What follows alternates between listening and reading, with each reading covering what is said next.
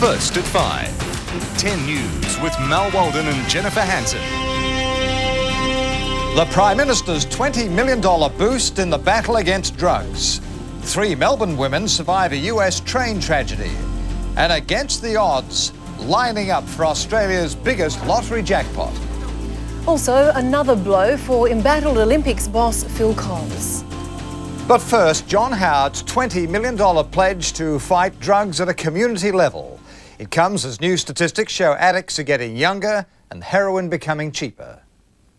Wired is one of 50 community groups around the nation sharing in the federal government's $20 million for drug rehabilitation. And we've been looking to expand the service in order to meet the need for many years now, so we're thrilled that that's finally a possibility. The one councillor will now be joined by others, and it couldn't come at a more pressing time. A new report putting the cost to the community of illicit drugs at a staggering $1.68 billion.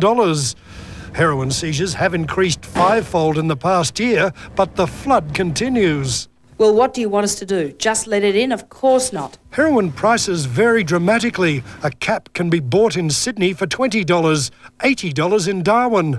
The average age of first-time heroin users has dropped from 26 to 17. The Prime Minister insists his $290 million tough-on-drugs strategy can work, with emphasis on policing, education and rehabilitation. There ought to be no argument that the community has an overwhelming responsibility to provide more resources for those people who are trying to beat their addiction. Well, I was surprised at how small it was. I thought that actually we're going to see a serious policy statement. But recovering addicts are grateful for any help to rehabilitate. They've really helped me pull myself through and give myself something to stay alive for, really.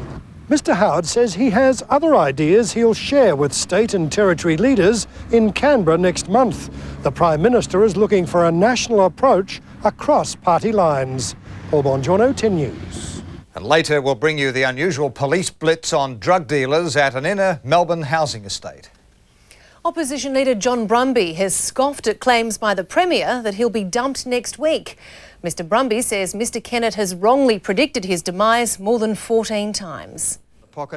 Unveiling Labor's policy to ban dangerous knives, John Brumby was keen to deny any were being sharpened behind his back. The only knives we're worried about are the knives that are on the street that are killing Victoria.